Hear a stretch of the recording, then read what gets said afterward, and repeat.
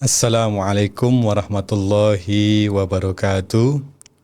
Alhamdulillahilladzi an'amana bi ni'matil imani wal islam wa nusalli wa nusallimu ala khairil anam sayyidina Muhammadin wa ala alihi washabbihi ajmain, amma ba'd. Pemirsa Suara FK UHAMKA yang berbahagia, hari ini kita masih menjalankan puasa di bulan Ramadan, bulan yang penuh berkah, penuh hikmah dan penuh maghfirah. Para pemirsa yang berbahagia, bulan Ramadan adalah salah satu bulan yang disebut dalam Al-Quran. Jadi hanya satu-satunya bulan yang disebut dalam Al-Quran.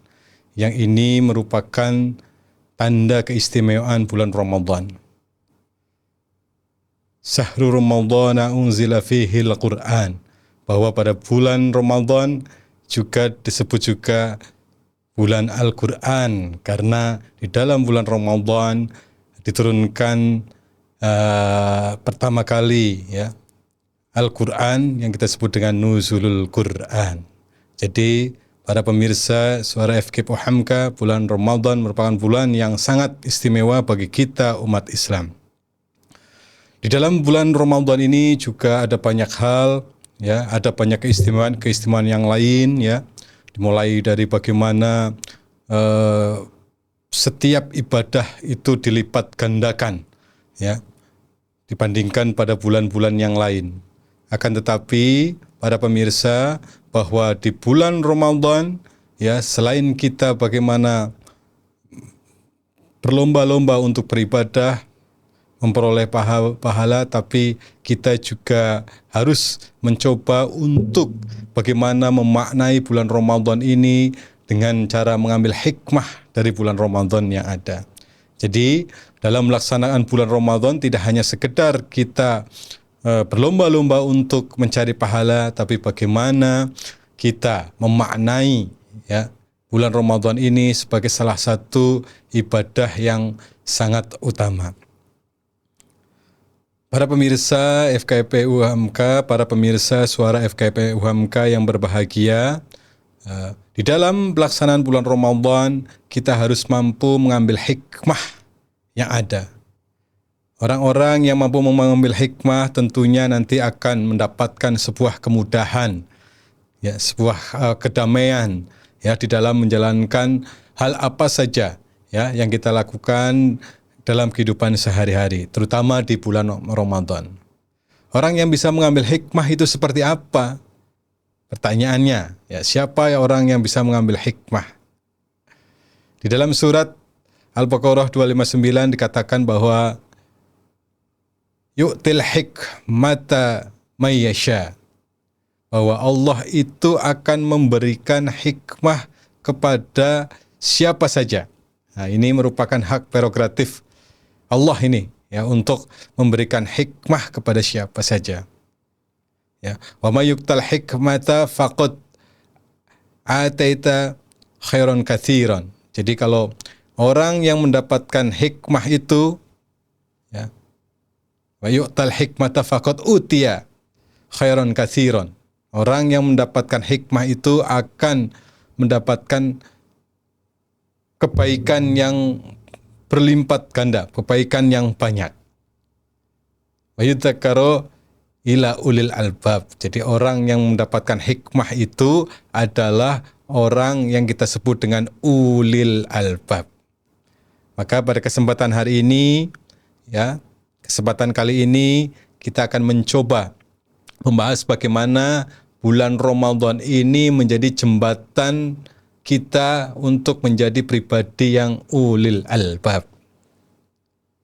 Jadi bulan Ramadan itu tidak hanya melatih, tidak hanya kita menahan lapar, menahan dahaga, tapi bagaimana bulan Ramadan ini menjadi bulan tarbiyah, menjadi bulan yang bisa kita ambil pelajaran untuk menjadi pribadi yang ulil albab.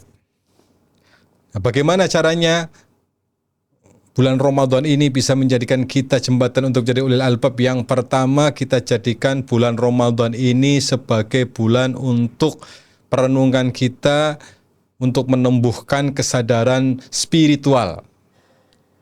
Ya, jadi setiap individu ini kita mencoba untuk menambahkan kesadaran spiritual. Kita tahu bahwa bulan puasa itu adalah, atau ibadah puasa itu adalah ibadah yang rahasia. Hanya Allah dan individunya sendiri yang tahu dalam pelaksanaan ibadah puasa. Kita tidak bisa membohongi seseorang atau orang lain tidak bisa menjustifikasi dia puasa atau tidak, gitu ya. Dibandingkan dengan ibadah-ibadah yang lain.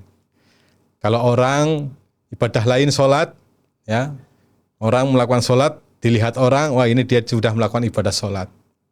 Ya, orang melakukan ibadah haji, ya, berangkat ke Mekah, Madinah, oh kelihatan, oh ini sudah melakukan haji. Tapi kalau puasa akan sangat sulit orang menjustifikasi bahwa si A itu puasa atau tidak. Maka ibadah puasa ini merupakan ibadah yang rahasia. Hanya individunya sendiri dan Allah yang tahu. Oleh karena itu, di dalam ibadah puasa ini merepresentasikan sebuah nilai kejujuran orang yang melaksanakan ibadah. Ya. Bisa saja kita, ya, mencari tempat yang sepi yang tidak dilihat oleh orang lain, kita makan minum sepuasnya, nanti keluar kita bilang sama orang-orang yang lain saya sedang puasa, itu orang tidak akan mengetahui. Tapi tadi, ya, sesuatu tindak tanduk kita itu akan diketahui oleh Allah. Maka di dalam ibadah puasa ini, ya, mencoba kita menjadi kesadaran spiritual. Bulan puasa menjadikan kita bulan untuk melatih kita, ya, untuk selalu berserah diri, ya, melaksanakan segala sesuatunya, melaksanakan ibadah kita pada Allah, ya, untuk menjadi orang-orang yang bertakwa. Karena tujuan bulan puasa melaksanakan saum itu adalah la'allakum tattaqun, bagaimana kita menjadi orang-orang yang bertakwa. Yang selanjutnya, bahwa untuk menjadi pribadi yang ulil albab dalam bulan puasa ini, bulan puasa merepresentasikan kita dalam kedalaman proses berpikir. Ya. Bagaimana bulan puasa ini melatih kita untuk mencoba, ya, menggunakan proses berpikirnya secara mendalam. Ya, supaya apa? Memahami konsep-konsep ubudiyah, konsep-konsep amaliyah yang ada di dalam bulan puasa secara menyeluruh. Tidak hanya berpikir teknis, akan tetapi tidak hanya berpikir teknis yang formulatif, teoritis atau teorematik, tapi bagaimana menghubungkan terma-terma itu menjadi sebuah pengetahuan yang nantinya akan membuktikan sebuah aksioma-aksioma Allah Subhanahu wa taala. Bagaimana cara melatihnya di dalam bulan puasa ini? Di dalam bulan puasa perut kita terasa lapar, terasa dahaga. Nah, orang kalau dalam kondisi yang dahaga lapar itu biasanya nanti dia akan lebih terkontrol, ya, dalam mengontrol emosinya, dalam mengontrol pikirannya. Ya, disitulah momentum kita untuk berpikir secara mendalam. Ya, bagaimana melatih berpikir secara mendalam? Ya, ada sebuah konsep yang ini bisa kita jadikan acuan, ya. Ya, sebuah konsep thinking proficiency, ya, atau kalau di dunia matematika adalah mathematical proficiency, tapi ini bisa kita gambarkan menjadi sebuah konsep secara umum dalam proses kita berpikir. Dalam konsep itu dikatakan bahwa orang dengan memiliki kecakapan berpikir itu setidaknya ada 5 unsur. Yang kelimanya itu harus saling terjalin. Yang apabila satu saja kekurangan dari unsur itu, maka akan rapuh di dalam kaitannya konsep proses berpikir tersebut. Yang pertama adalah dia harus mampu conceptual understanding, harus mampu memahami konsep yang ada. Nah, di dalam bulan puasa ini kita coba mendekatkan diri dengan memahami konsep-konsep, ya, yang sudah tertuang di dalam Al-Quran. Konsep ibadah, konsep amaliyah, konsep rububiyah, dan seterusnya. Nah, kita di dalam bulan puasa harus kita latih, ya.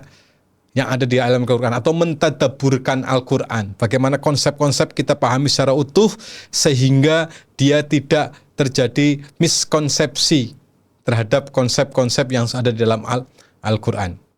Nah, di bulan puasa biasanya kita akan mencoba membaca Al-Quran, mentadabburi Al-Quran, ya. Ini yang kita buat ya supaya tadi proses berpikir kita ini akan menjadi lebih baik dan lebih mendalam. Jadi yang pertama adalah conceptual understanding, memahami konsep. Yang selanjutnya adalah selain conceptual understanding ada prosedur fluency. Nah, proses berpikir, kecakapan berpikir itu harus memiliki prosedur, ya, harus memiliki kelancaran dalam menjalankan prosedurnya. Ya. Kalau kita analogikan bahwasannya ini adalah semacam konsep dalam menjalani ibadah, prosedur-prosedur ibadah itu sudah ada dan kita jalani secara lengkap, secara lancar. Maka ada konsep secara kita beribadah itu menggunakan aturan-aturan yang ada. Ya, ibadah sholat ada syarat dan rukunnya, ada kaifiahnya, itu harus kita mengetahuinya. Jadi konsep ibadahnya kita sudah paham, konsep menjalankan ibadahnya kita juga harus lancar. Ya, itu yang kedua. Yang selanjutnya adalah orang yang berpikir secara mendalam untuk memiliki kecakapan berpikir harus memiliki adaptive reasoning. Ya, adaptive reasoning. Jadi bagaimana proses berpikir ini bisa beradaptasi ya untuk memaknai ya hal-hal yang ada di dalam kehidupan. Ya. Di dalam bulan Ramadan kita coba untuk memaknai ya apa-apa yang terjadi. Bisa saja kita coba memaknai ayat-ayat Al-Quran dalam implementasi kehidupan. Ya, tidak hanya ayat-ayat kauniyah, ayat-ayat qauliyah, tapi ayat-ayat kauniyah. Ya, kita harus memaknainya itu. Karena Al-Quran merupakan petunjuk bagi ya umat Islam, petunjuk bagi orang-orang yang beriman. Gitu ya. Nah, maka kita perlu memaknai supaya tadi adaptive reasoning. Ya, seseorang menghadapi sesuatu hal, seseorang menghadapi suatu permasalahan, tentunya harus kita hadapi, harus kita pikirkan dengan tadi adaptive reasoning, sehingga kita menjadi orang-orang yang bijaksana. Nah, bulan puasa, bulan yang penuh hikmah ini kita jadikan tadi ya proses-proses menghadapi suatu hal dengan adaptive reasoning. Yang selanjutnya bahwa orang yang berpikir secara mendalam, memiliki kecakapan dalam proses berpikir itu adalah dia harus memiliki strategi kompeten. Ya, bagaimana bisa bermanfaat, ya, problem solver, ya, kita artikan dia bisa memberikan manfaat bagi orang lain. Ya, artinya di dalam bulan puasa ini amalan-amalan yang kita lakukan mudah-mudahan bisa kita bermanfaat bagi orang yang lain. Ya, yang memiliki harta bisa disumbangkan, diinfakkan hartanya, yang memiliki ilmu bisa disumbangkan keilmuannya, ya, supaya bisa bermanfaat bagi orang lain, begitu ya. Bahkan yang memiliki segala hal materi kita bisa donasikan untuk bermanfaat. Jadi tadi strategic kompeten, problem solver. Sehingga nanti yang kelima ini menjadi endingnya, dia harus memiliki apa yang kita sebut dengan productive disposition, ya. Artinya sikap yang produktif, akhlakul karimah, gitu ya. Makanya di dalam bulan puasa ini juga harus tidak hanya sekedar tadi kesadaran spiritual dan kedalaman berpikir, tapi bagaimana kedalaman berpikir, kesadaran spiritual ini akan menuju pada pribadi yang akhlakul karimah, ya, yang mengimplementasikan setiap kaidah-kaidah, ya, setiap perintah-perintah Allah ke dalam perbuatannya sehari-hari. Ya, yang tadinya bulan puasa ini boleh memakan dan minum kita tahan, karena pada prinsipnya yang namanya bulan puasa adalah menahan diri, imsak, ya, jadi menahan dari lapar dan dahaga, menahan lapar dari hawa nafsu dan seterusnya. Yang biasanya kita melaksanakan hal-hal yang tidak diperkenankan kita tahan di bulan puasa ini. Sehingga tadi merujuk pada akhlakul karimah. Dari ketiganya ini mudah-mudahan kita menjadi pribadi yang tadi yang kita sebut dengan ulil albab, yang mampu mengambil hikmah dalam setiap apa yang kita rasakan, apa yang kita temui dalam kehidupan sehari, terutama di bulan Ramadan. Pemirsa Suara FKIP UHAMKA yang berbahagia, mudah-mudahan kita semua ya di dalam melaksanakan bulan Ramadan ya bisa menjadikan bulan Ramadan ini menjadi bulan tarbiyah, melatih kita ya untuk tadi mencoba untuk menyadarkan secara spiritual, berpikir yang mendalam, dan endingnya adalah nanti bisa mengimplementasikan dengan akhlakul karimah sehingga kita menjadi pribadi yang ulil albab, yang bisa mengambil hikmah dari setiap perbuatan yang kita lakukan. Mudah-mudahan apa yang kita lakukan bisa menjadikan dasar kita untuk menuju pribadi yang ulil albab. Itu saja yang bisa saya sampaikan.